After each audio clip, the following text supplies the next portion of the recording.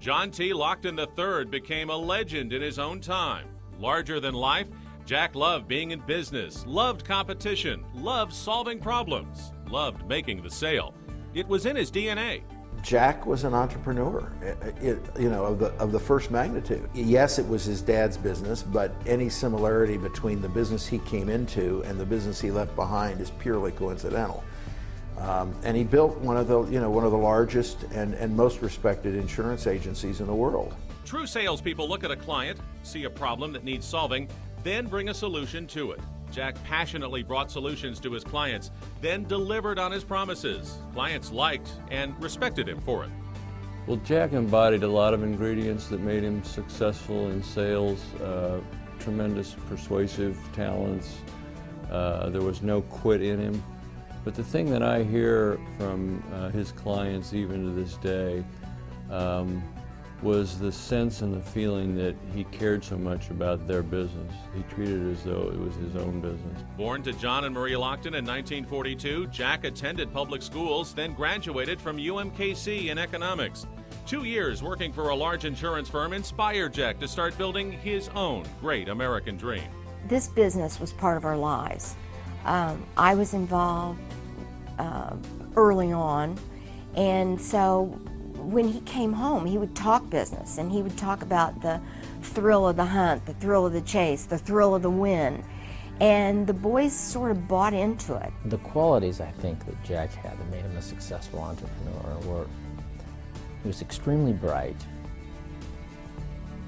he knew his limitations, and he knew where to hire someone to make up for any deficit that he might have and to focus on his strengths. And he could see the future and make decisions that would come out favorable in the end, and he did it over and over and over again, and it was just uncanny. Every business decision prompted Jack to consider its impact on his wife and 3 sons, his relationships with them, and long-term future plans. Jack was passionately involved in many things, yet always invested quality time in his family. My father coached virtually every sporting team I was associated with from 2nd through 7th grade, and his passion and energy on the sideline was unbelievable. His booming voice would echo through the arena or across the soccer field, and it was as if every game was the last game. He generated trust amongst the people kind of in his life, in his circle, because he was confident in them. I mean, I'll just tell you, it's pretty interesting, he believed so much in you as a son, more than you believed in yourself. It made you want to believe in yourself. Dave, Jack's brother, always jokes that Jack always had the best hunting dogs because Jack really believed they were the best hunting dogs. And eventually they started believing that. He almost willed them to greatness. A swift judge of character, Jack recruited top talent that shared his client service philosophy. Lockton's We Live Service culture is at the heart of their 95% retention rate. You talk about it, was he tough? Yeah, but he didn't suffer fools. I mean, if you were good or you were great, you loved working with Jack, and if you weren't, you didn't want to be in the same room with him. Lockton's unique business model bred success. Salespeople sell, period. Account executives deliver service. This deceptively simple idea built a global empire. Splitting the jobs means salespeople devote valuable time to client needs instead of slaving over paperwork. Prospects and clients had confidence in Jack for a couple of reasons. Number one, he knew what he was talking about. I mean, he did his homework. He came in and talked to you. He was prepared. If he told you something, you could go to the bank with it. I mean, his word was his bond. And in addition to that, if you were a client of Jack's, you were a friend.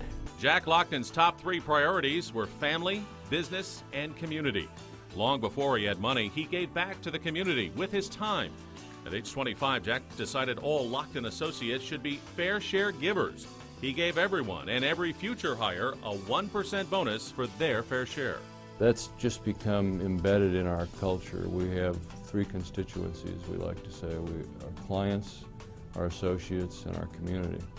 And virtually every associate at Lockton worldwide is committed to giving back to the community.